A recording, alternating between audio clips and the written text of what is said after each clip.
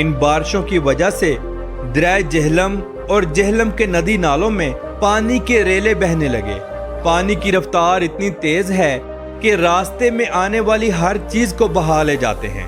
ان سیلابی ریلوں کی وجہ سے جہلم شہر کے ارد گرد والے علاقے مکمل ڈوب گئے ہیں۔ لوگوں کے جانور، مال، گھر سب پانی میں بہہ گیا ہے۔ محترمہ مریم نواز صاحبہ نے خود ہیلی کاپٹر پر تمام سیلابی علاقے کا دورہ کیا اور جو لوگ زخمی ہیں ان کو 5 لاکھ اور جو اس حادثے میں شہید ہو چکے ہیں ان کو 10 لاکھ دینے کا اعلان بھی کر دیا ہے۔ حکومت کی طرف سے جدید مشینری اور حفاظتی ٹیمیں وہاں پہنچا دی گئی ہیں۔ ناظرین، پانی اتنا زیادہ تھا کہ لوگوں کے گھروں کی چھتیں بھی نظر نہیں آ رہی تھی۔ ہیلی کاپٹر اور ریسکیو کی ٹیمیں جگہ جگہ موجود ہیں۔